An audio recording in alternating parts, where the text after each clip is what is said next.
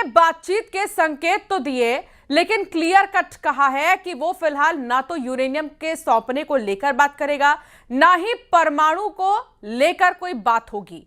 अगले 1-2 दिन बेहद अहम होने वाले हैं, क्योंकि ईरानी विदेश मंत्री के रूस दौरे के बाद युद्ध में बातचीत का समीकरण बदल सकता है। ईरान कुछ नए प्रस्ताव के साथ सामने आ सकता है। रूस के साथ ईरान की क्या बात होने वाली है, इसे लेकर कोई क्लियर पिक्चर नहीं है, लेकिन पुतिन के साथ ईरानी विदेश मंत्री की बातचीत को बेहद अहम माना जा सकता है। अमेरिका के साथ युद्ध के बाद ये किसी बड़े ईरानी नेता का पहला रूस दौरा है। सवाल यह है कि क्या अब इस युद्ध में पुतिन मध्यस्थता का रोल निभाएंगे, या फिर पुतिन अमेरिका पर दबाव बनाएंगे ताकि कोई बीच का रास्ता निकले।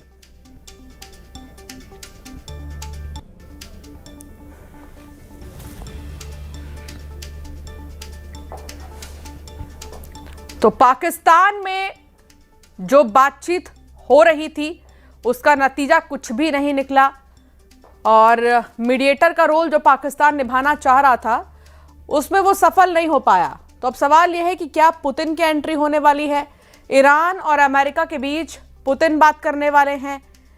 रूस पहुंचे ईरानी विदेश मंत्री, और इजराइल का ऑपरेशन जारी है एक तरफ। सवाल ये कि अब नए मीडिएटर के तौर पर जो है पुतिन नजर आने वाले हैं।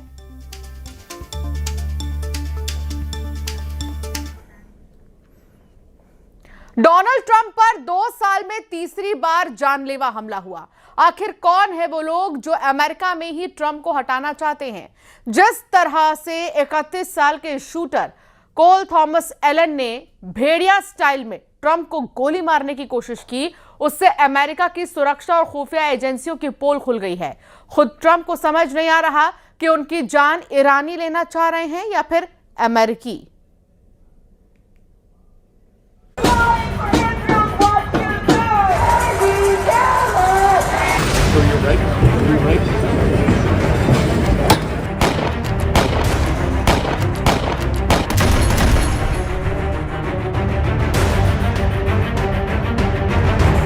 ट्रंप पर शूटर भेड़िए का हमला, 5 मिनट में हिल गया वॉशिंगटन।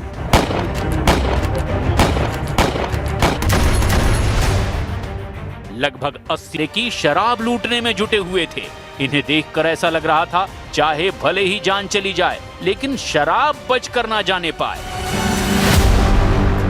वॉशिंगटन के होटल हिल्टन में हमला, 5 घंटे की पार्टी 5 मिनट में खत्म। I just want to go fight. Where's the coming from? Got one down. Stay back, stay back, stay back. America की राजधानी वॉशिंगटन डीसी में सालाना व्हाइट हाउस कॉरेस्पॉन्डेंट डिनर के दौरान फायरिंग हो गई। 25 अप्रैल शनिवार शाम को इस कार्यक्रम में अमेरिकी राष्ट्रपति डोनाल्ड ट्रंप, उनकी पत्नी मेलानिया और उपराष्ट्रपति जेडी वेंस समेत कई बड़े अफसर मौजूद थे। न्यूज एजेंसी एपी के मुताबिक हमलावर ने होटल हिल्टन के बॉलरूम के बाहर फायरिंग की। ट्रंप और गेस्ट बॉलरूम के अंदर थे। ट्रंप ने बताया कि हमलावर को पकड़ लिया गया है। पहले खबर आई थी कि हमलावर को मार गिराया गया। हमले के करीब 1.5 घंटे बाद ट्रंप ने मीडिया को संबोधित किया। उन्होंने कहा, अमेरिका के संविधान पर हमला हुआ, सीक्रेट सर्विस ने मेरी जान बचाई, सुरक्षा कर्मियों ने बहादुरी से काम किया। जिस अफसर को गोली लगी वो सुरक्षित हैं, क्योंकि वो बुलेट प्रूफ जैकेट पहने हुए था। हमलावर के पास पावरफुल गन थी। लगभग 5 घंटे चलने वाली पार्टी हमला होते ही सिर्फ 5 मिनट में खत्म हो गई।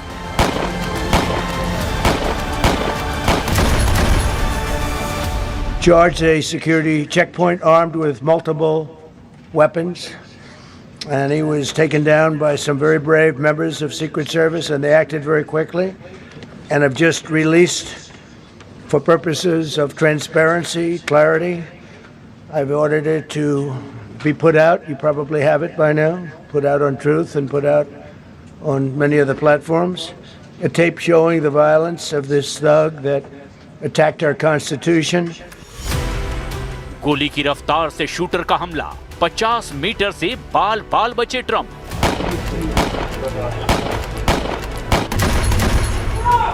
Where's the coming from? You got Got one down. Stay back, stay back, stay back. CCTV की इस फुटेज को देखिए जिसमें 31 साल का हमलावर कोल थॉमस एलन इतनी तूफानी रफ्तार से हमला करता है कि कुछ ही सेकंड्स के लिए अमेरिकी एजेंट और सुरक्षा कर्मी कुछ समझ भी नहीं पाते। रिपोर्ट्स में दावा किया गया कि ट्रंप की जान सिर्फ 20 से 50 मीटर की दूरी से बची है। हमलावर ट्रंप से सिर्फ 20 से 50 मीटर की दूरी पर गोलियां चला रहा था। ट्रंप उस वक्त बॉल रूम में बैठे थे जिस वक्त उसने हमला किया।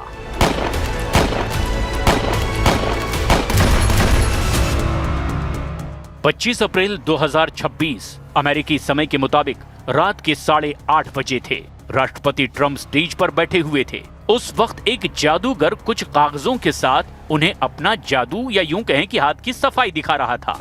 तभी अचानक 8:40 के करीब लॉबी या फिर कहें कि एंट्री एरिया में अचानक गोलियों की आवाज सुनाई दी। गोलियों की आवाज सुनकर ट्रंप और उनकी टीम बुरी तरह से घबरा गए। जब तक कोई कुछ समझ पाता तब तक अमेरिका की सीक्रेट एजेंट्स ने, बॉडीगार्ड्स ने ट्रंप को मेज के नीचे कर दिया और उन्हें सुरक्षित जगह पर ले गए। हमलावर कैलिफोर्निया का रहने वाला बताया गया जिसे जिंदा पकड़ लिया गया। रिपोर्ट्स के दावों के मुताबिक हमलावर इंटरनेशनल बॉलरूम के मुख्य प्रवेश द्वार के पास लगे सुरक्षा घेरे और होल्डिंग एरिया के पास सीसीटीवी में कैद हुआ। ये वो गलियारा है जो होटल की लॉबी को मुख्य बॉलरूम से जोड़ता है। हमलावर ने मेटल डिटेक्टर और सीक्रेट सर्विस के अंतिम सुरक्षा चेक पॉइंट को पार करने की कोशिश करते हुए अपनी जैकेट से हथियार निकाला था। सीसीटीवी कैमरे में उसे हॉल में ही दाहिने हिस्से से बॉलरूम के दरवाजे की ओर तेजी से बढ़ते हुए रिकॉर्ड किया गया। जिस समय हमलावर ने फायरिंग शुरू की वो राष्ट्रपति ट्रंप के काफी करीब पहुंच चुका था। हमलावर और राष्ट्रपति ट्रंप के बीच की दूरी लगभग 30 से 50 फीट के आसपास ही बताई जा रही है, यानी बेहद करीब राष्ट्रपति ट्रंप उस समय बॉलरूम के अंदर बने मुख्य मंच पर मौजूद थे। हमलावर और ट्रंप के बीच भारी भीड़, डिनर टेबल और सीक्रेट सर्विस के एजेंटों की एक दीवार जैसी कतार थी। यही कारण है कि हमलावर की सीधी लाइन ऑफ साइट यानी कि सीधी नजर राष्ट्रपति ट्रंप पर नहीं पड़ पाई और सीक्रेट सर्विस को जवाबी कार्रवाई करने के लिए कुछ सेकंड्स का समय मिल गया।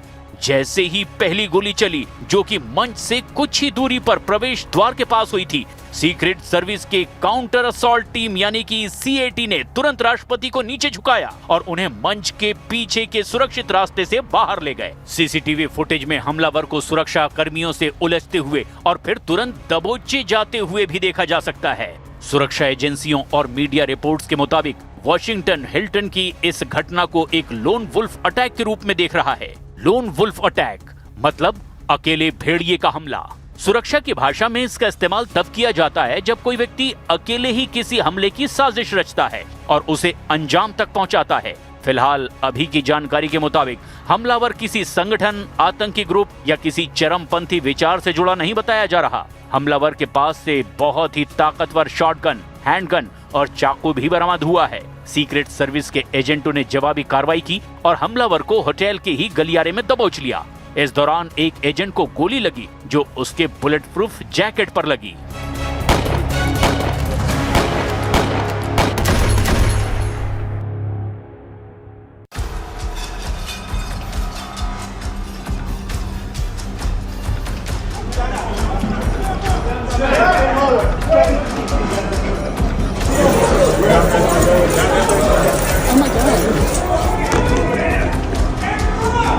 Where's it coming from?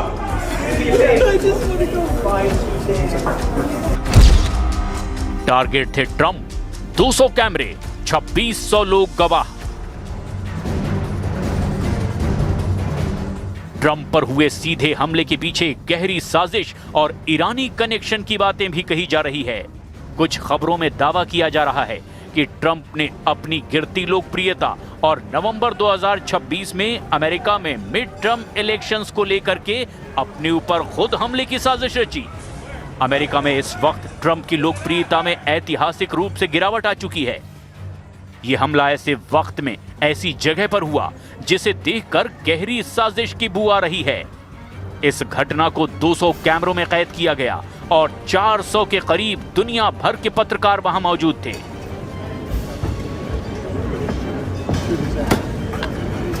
Where are we going?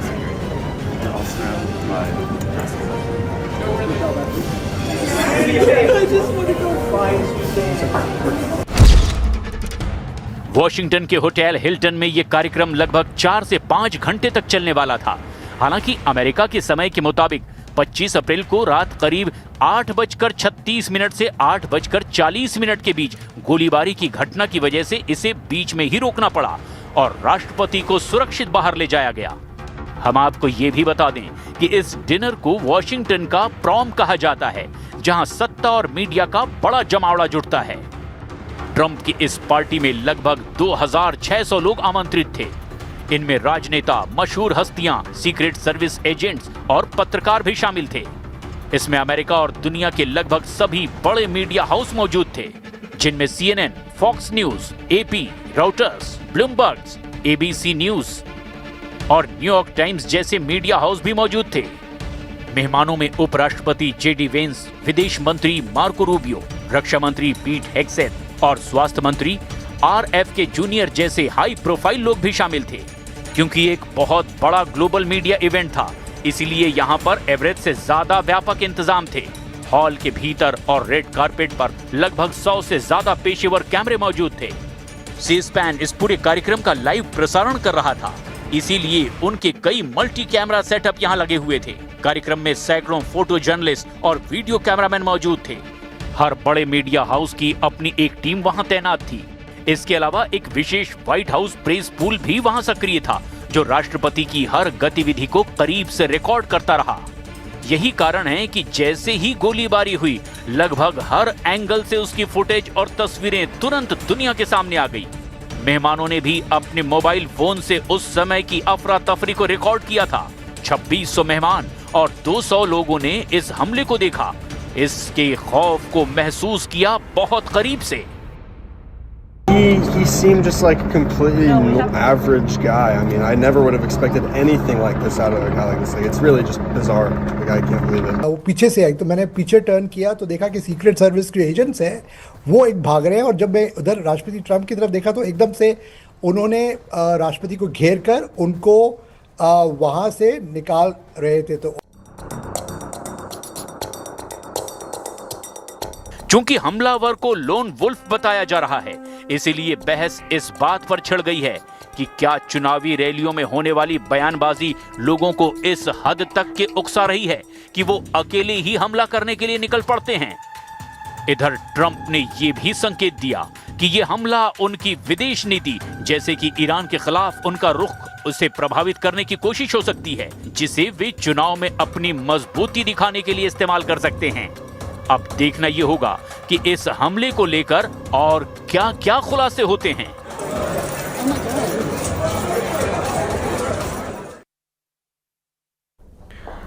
Lebanon और इजराइल में सीजफायर के बीच नेतन्याहू ने बड़ा ऐलान कर दिया है। उन्होंने IDF को हिजबुल्लाह के खिलाफ पूरी ताकत से हमले करने का आदेश दिया। इस बीच लेबनान में आज भी इजराइल की सेना ने कई हमले किए हैं।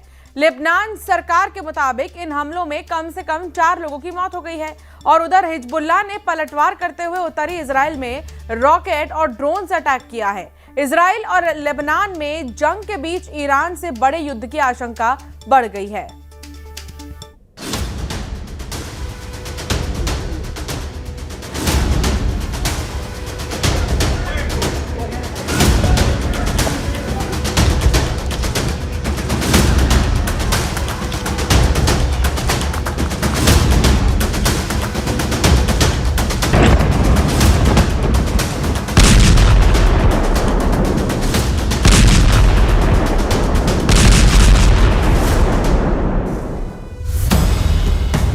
वॉशिंगटन में ट्रंप पर हमला। तेल अवीव से हिजबुल्लाह पर प्रहार। क्या दुनिया किसी बड़ी जंग के दरवाजे पर खड़ी है?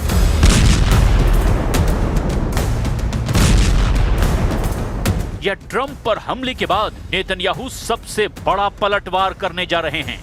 הבטחתי לכם שנשנה את פני המזרח התיכון, וזה בדיוק מה שאנחנו עושים. קודם כל באיראן.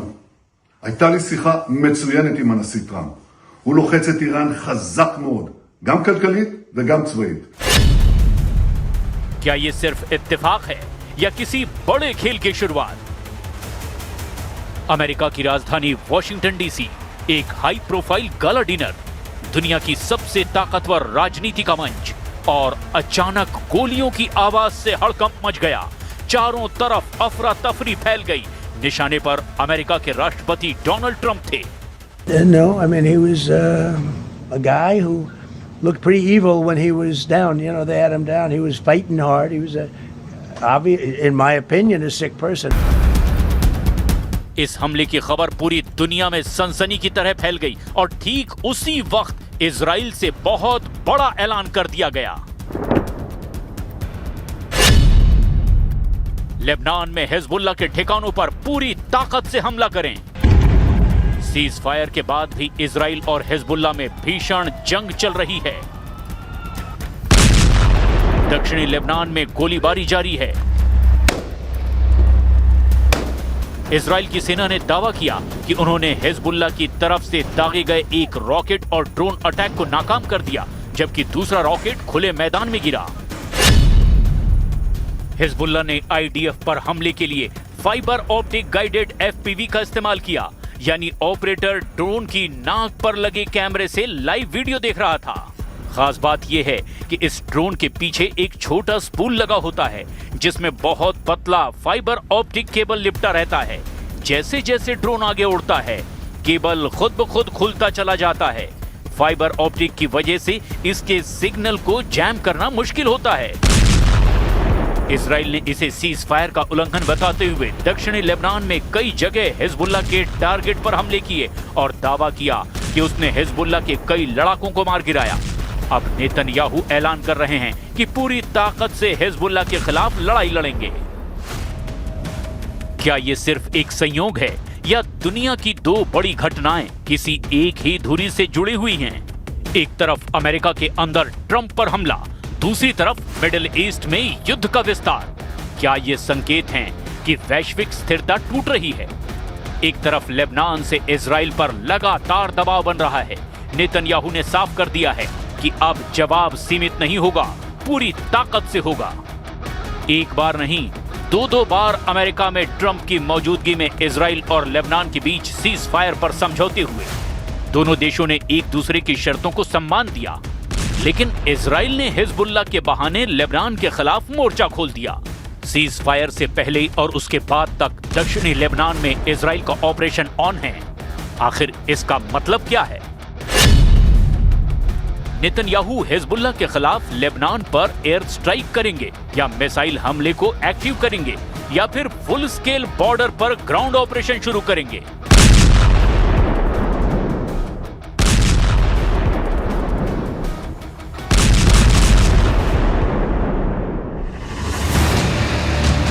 और सबसे बड़ा सवाल, क्या लेबनान अब पूरी तरह युद्ध में उतरने वाला है? और ठीक उसी वक्त ट्रंप पर हमले का आखिर मतलब क्या है?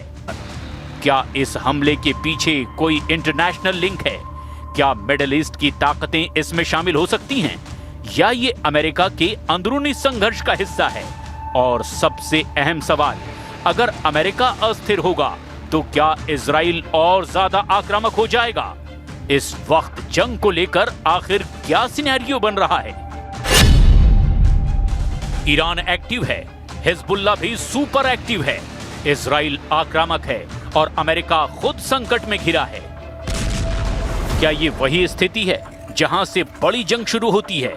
इतिहास गवाह है, जब भी अमेरिका अंदर से कमजोर हुआ, बाहर युद्ध भड़के हैं।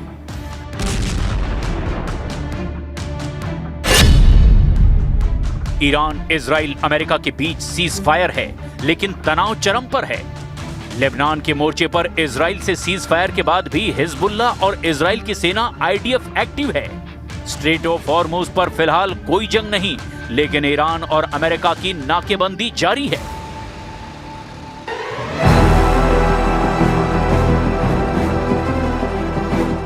क्या ये घटनाएं आपस में जुड़ी हुई हैं या किसी ने दुनिया का ध्यान भटकाने के लिए दो अलग अलग मोर्चों पर आग लगाई है? और अगर ये कनेक्टेड हैं तो क्या हम एक बड़े कोऑर्डिनेटेड प्लान को मिस कर रहे हैं? הבטחתי לכם שנשנה את פני המזרח התיכון, וזה בדיוק מה שאנחנו עושים. קודם כל באיראן. הייתה לי שיחה מצוינת עם הנשיא טראמפ. הוא לוחץ את איראן חזק מאוד, גם כלכלית וגם צבאית.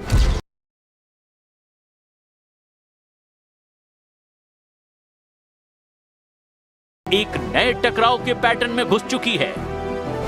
पिछली बार 13 जुलाई 2024 को पेंसिल्वेनिया के बटलर में एक चुनावी रैली के दौरान उन पर हमला हुआ था, जिसमें उनके कान के ऊपरी हिस्से में गोली लगी थी।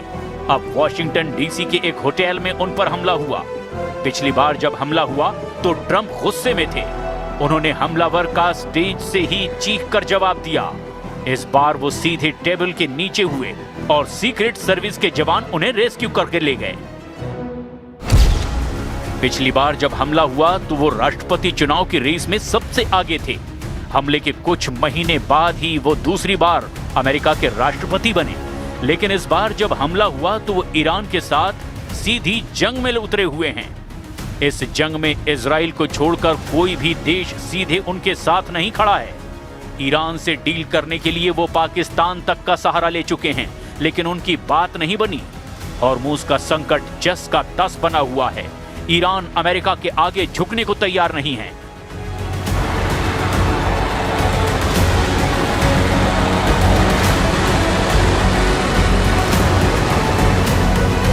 और इस बार भी उन पर हुए हमले के बाद उनके करीबी माने जाने वाले नेतन्याहू ने न सिर्फ संवेदना प्रकट की, बल्कि इसे हैरान करने वाली घटना बताया। גם אני ורעייתי הזדעזענו לשמוע על הניסיון החוזר לרצוח את הנשיא טראמפ ואת רעייתו. אנחנו שמחנו שניהם יחד עם בכירי הממשל האמריקני, יצאו ללא נגע. אין מקום לאלימות, לא נגד מנהיגים פוליטיים ולא נגד אף אחד. जब भी कोई बड़ा हमला होता है तो उसके बाद कोई और बड़ा फैसला लिया जाता है। वॉशिंगटन में हमला और उसी वक्त मिडिल ईस्ट में सैन्य आदेश। क्या ये सिर्फ टाइमिंग है या किसी बड़े एक्शन से पहले दुनिया का फोकस डाइवर्ट किया जा रहा है? क्या नेतन्याहू ने मौका देखकर हिजबुल्लाह के खिलाफ फुल स्केल ऑपरेशन का दरवाजा खोल दिया है? और क्या इस जंग में नेतन्याहू के साथ कोई है भी, या उन्होंने अकेले ही जंग लड़ने का ऐलान कर दिया है? लेकिन क्या अकेले हिजबुल्लाह को पूरी तरह से खत्म करना इजराइल के लिए मुमकिन होगा? हिजबुल्लाह सिर्फ एक संगठन नहीं, ये ईरान की फ्रंट लाइन ताकत है। और अगर उस पर फुल अटैक होता है तो क्या ईरान सीधा जवाब देगा? अब सबसे खतरनाक बात यह है कि अगर अमेरिका के अंदर हमला होता है और उसी वक्त उसका सबसे बड़ा सहयोगी इजराइल युद्ध बढ़ाता है, तो क्या अमेरिका को मजबूरी में इस जंग में उतरना पड़ेगा? और अगर अमेरिका उतरा तो क्या ये जंग रीजनल नहीं बल्कि ग्लोबल हो जाएगी? אנחנו התחלנו תהליך להשיג שלום היסטורי בין ישראל ללבנון. וברור לנו שחיזבאללה מנסים לחבל בזה.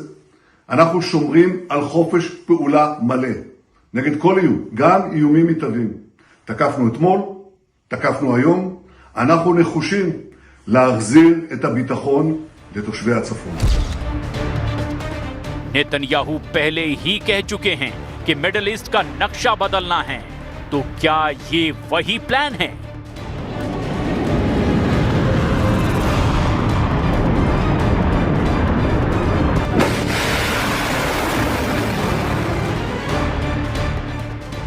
पहले गाजा, फिर लेबनान और आगे? क्या नेतन्याहू युद्ध के कई मोर्चों पर एक साथ काम कर रहे हैं? और इससे तीन बड़े सवाल भी उठते हैं। क्या ट्रंप पर हमला सिर्फ हमला है या मैसेज? क्या हिजबुल्लाह पर हमला युद्ध का अगला चरण है? क्या दुनिया जंग के एक नए चक्रव्यूह की तरफ बढ़ती जा रही है? वॉशिंगटन में चली गोलियां, तेल अवीव से उठता धुआं, दो अलग अलग जगह, लेकिन सवाल एक ही है, क्या ये दुनिया का नया युद्ध अध्याय है या तीसरे विश्व युद्ध की शुरुआत की चेतावनी? हमला अमेरिका में, असर पूरी दुनिया पर, ट्रिगर कहीं भी, विस्फोट हर जगह। क्या ये सिर्फ शुरुआत है